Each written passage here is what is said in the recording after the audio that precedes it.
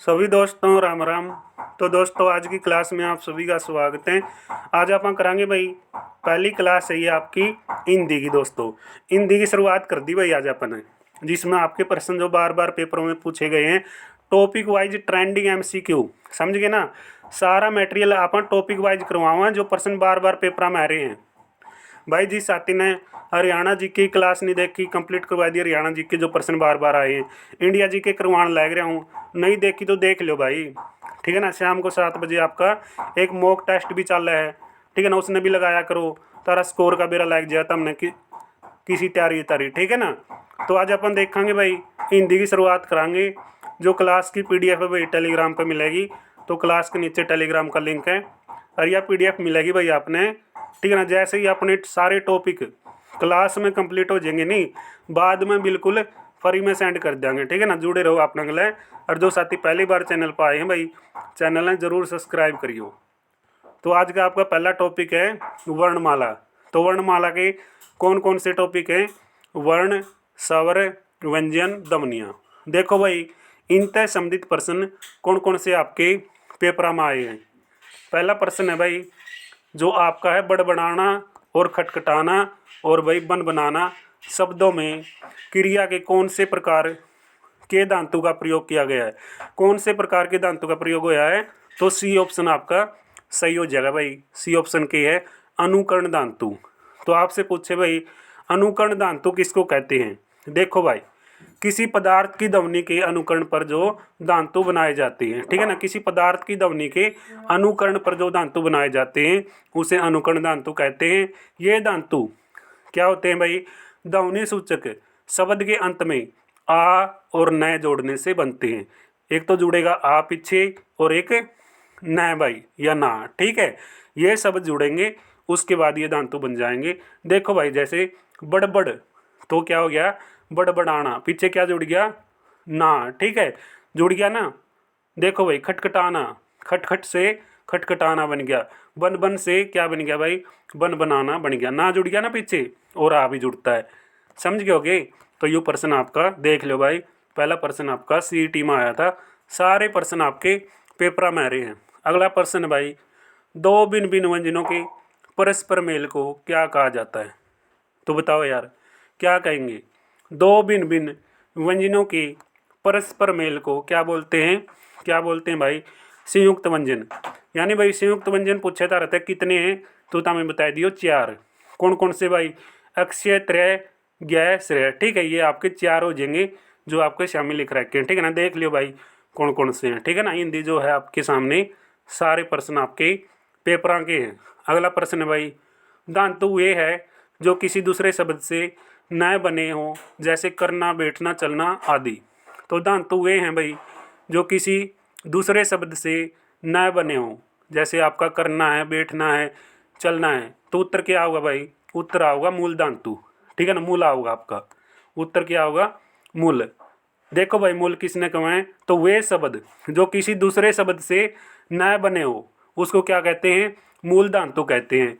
जैसे करना, बैठना, चलना, समझ गए? जो किसी दूसरे शब्द से न बने हो उसको क्या बोलते हैं? मूल धातु बोलते हैं। कर लोगे याद? कर लियो भाई। जो धातु किसी दूसरे शब्द से बनाए जाते हैं तो उसको क्या बोलते हैं भाई? दूसरे शब्द से बनाए गए धातु को क्या बोलते हैं? यौगिक धातु बोलते हैं। जो नए बनाए जाते उसे मूल धातु, और जो दूसरे शब्द से बनते हैं उसे यौगिक धातु। कर लोगे ना? तो यौगिक धातु के भी आपके सामने एग्जाम्पल हैं भाई, रंग से रंगना और चिकना से चिकनाना, ठीक है। अगला प्रश्न है भाई, तो अगला प्रश्न है खालिस्तान भाई वह शास्त्र है जो भाषा के शुद्ध रूप से, ठीक है, यानी किसी भाषा का शुद्ध रूप का ज्ञान और वह स्थायी या मानक रूप प्रदान होना, उसको क्या कहते हैं? व्याकरण। कहाँ भाषा का शुद्ध रूप है भाई? भाषा कौन सा शुद्ध रूप है? जैसे हम शुद्ध वाक्य लिखते हैं, ठीक है ना, शुद्ध भाषा बोलते हैं, तो ये सारा किस में आएगा? व्याकरण में आएगा, समझ गए? ये आपका व्याकरण का ज्ञान है।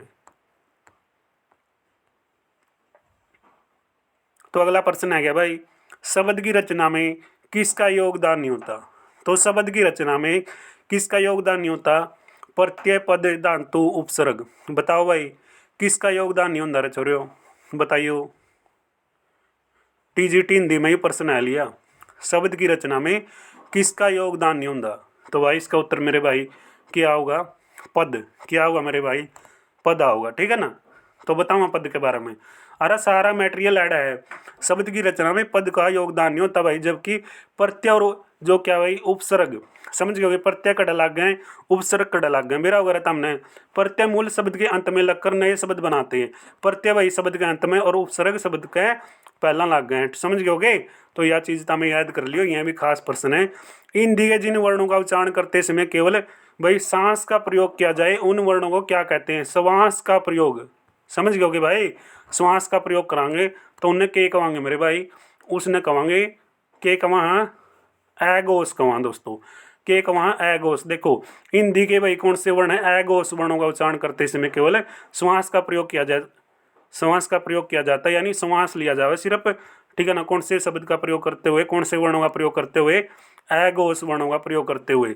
जबकि क्या गोस में केवल किसका प्रयोग? नांद का उपयोग होता है, ठीक है ना। ये सारा जो मटेरियल है भाई देख लियो, जो कुछ भी लिख रहा है क्या, सारी काम की बात है। हिंदी वर्णमाला, जो आपकी हिंदी वर्णमाला है भाई, हिंदी वर्णमाला में आपके दो वर्ड हैं भाई, दो अक्षर हैं। देखो एक तो ये अक्षर है और एक ये अक्षर है भाई, समझ गए ना। तो इनको क्या कहते हैं बताओ यार? हिंदी वर्णमाला में आपके दो अक्षर हैं, एक तो अंग और एक ये ए के पीछे जो ठीक है ना विसर्ग का निशान है, तो इसको क्या बोलेंगे भाई? इसको क्या बोलेंगे बताओ? स्वर व्यंजन, अयोगवा या संयुक्ताक्षर? बताओ क्या कहते हैं? हिंदी वर्णमाला में आपके सामने दो अक्षर दिए गए हैं, दोनों इंपॉर्टेंट हैं, तो इसको क्या बोलेंगे? अयोगवा।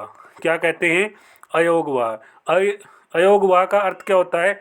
योग न होने पर जो साथ रहे, ठीक है, योग न होने पर, यानी जोड़ न होने पर भी साथ में बैठा रहे, ठीक है ना। मान के चलो आप दो साथी हो, कोई तीसरा है जे भाई, ठीक है ना, आपने साथ में बिठाना पड़ेगा, लेकिन जैन पिछैन भी नहीं हो, फिर भी वो साथ में बैठा रहा है, ठीक है ना। योग न होने पर फिर भी वो साथ में बैठा रहा है, समझ गए? उसने कहा अयोग हुआ। बता कर लोगे याद?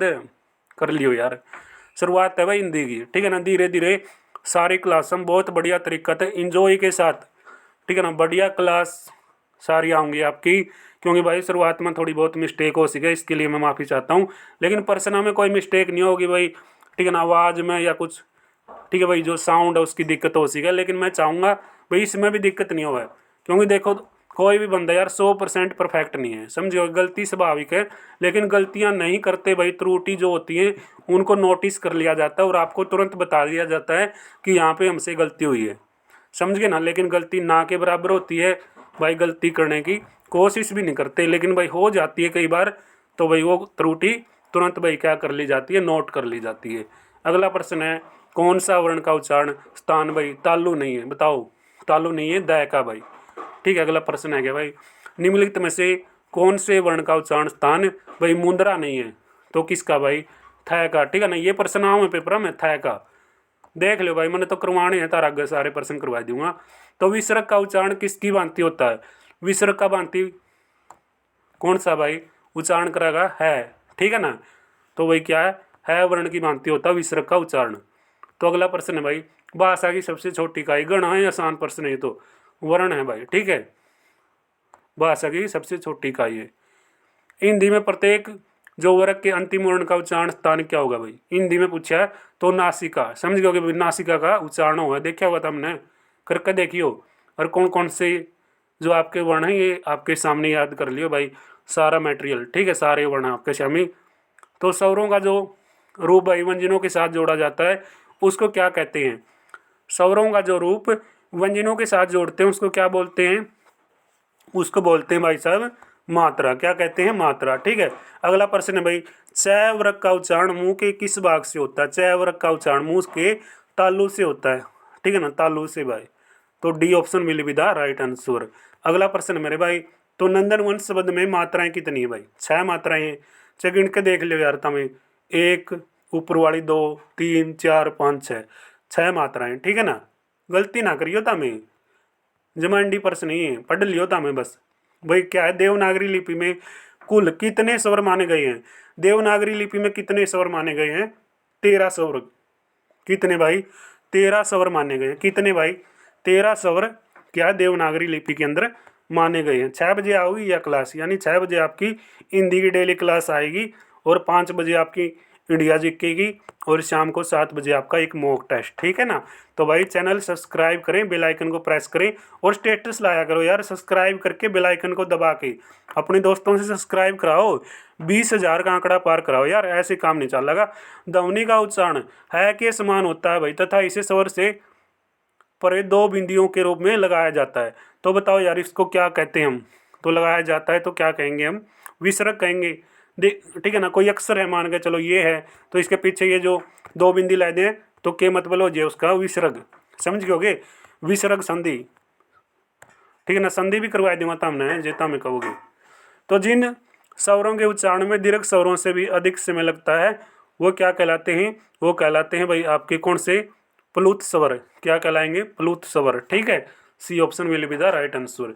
देख लो भाई प्लुत स्वर किसने कहा, जिन स्वरों के उच्चारण में दीर्घ स्वरों से भी अधिक समय लगता है, टाइम लगता है, उसको बोलते हैं प्लुत स्वर। तो अगला प्रश्न भाई, हिंदी वर्णमाला में कितने स्वर हैं। हिंदी वर्णमाला में दोस्तों 11 स्वर हैं।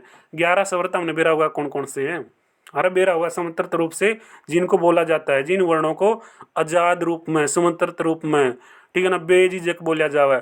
स्वर 2 प्रकार के हुए हैं, कौन कौन से भाई देख लो, स्वर देखो तो हमें कौन कौन से स्वर हैं। ये स्वर है भाई, एक तो आपका कौन सा अर्सव स्वर, एक आपका दीर्घ स्वर, ठीक है ना। 2 प्रकार के स्वर हैं और 2 प्रकार के स्वर में एक तो ये आपके जो क्या है जो अर्सव स्वर हैं भाई, ये 4 हैं, कौन कौन से हैं देखो भाई, ए छोटी ई, छोटा ऊ और री भाई, ठीक है। और ये आपके आएंगे भाई आ, बड़ी ई, बड़ा ऊ, ए ओ 7 वर्ण भाई, ठीक है ना, यानी 11 हैं ये आपके टोटल, समझ गए होगे, टोटल 11 हैं भाई। अगला प्रश्न है दोस्तों, उच्चारित शब्द को लिखने में प्रयुक्त लिपि चिन्हों के व्यवस्थित रूप को क्या बोलते हैं, क्या बोलते हैं भाई, वर्तनी, समझ गए। तो ये थी भाई आज की आपकी हिंदी की क्लास, ठीक है ना। शुरुआत है भाई आपकी हिंदी की। प्रश्न कैसे हैं दोस्तों, ठीक है ना, मैंने शुरुआती क्लास इसलिए थोड़ा कम प्रश्नों की बनाई है ताकि आप देख पाओ। अगर आपको ठीक लगे तो भाई कंटिन्यू आपके सामने ये चीज़ें चलेंगी। अगर आपको ये लगेगा कि सर ये प्रश्न तो आप रहने दो, तो भाई मैं छटवा भी दूंगा। आपकी इच्छा के अकॉर्डिंग सारी चीज़ें चलती है, क्योंकि आप जो बोलते हैं वही चीज़ें मैं लेके आता हूँ। भाई मेरा काम है आपको बढ़िया कंटेंट देना, बढ़िया प्रश्न देना, और याद करना आपकी जिम्मेदारी है, ठीक है ना। कितना फीडबैक दे भाई दोगे आप लोग, कितनी तैयारी करोगे, वो आप पे डिपेंड है। मैं चाहता हूं दोस्तों आप बेहतरीन तैयारी करें, अच्छी तरीके से आपका स्कोर बने न्यू सिटी में। कि साथियों कोई क्वेश्चन डाउट है वीडियो के नीचे बताइएगा, और टेस्ट भी लाया करो, क्लास भी देखा करो। और जिस साथी ने भाई चैनल को सब्सक्राइब नहीं कराया, चैनल ने सब्सक्राइब करियो, ठीक है ना। तो भाई ये आज की क्लास थी आपकी पहली हिंदी की क्लास, कंटिन्यू आओगी, प्ले लिस्ट भी बना दूंगा। आज तो आपकी पहली क्लास थी, तो देखते रहा करो भाई, ठीक है ना। तो मिलेंगे नेक्स्ट क्लास में, तब तक दोस्तों जय हिंद, जय श्री राम, जय भारत।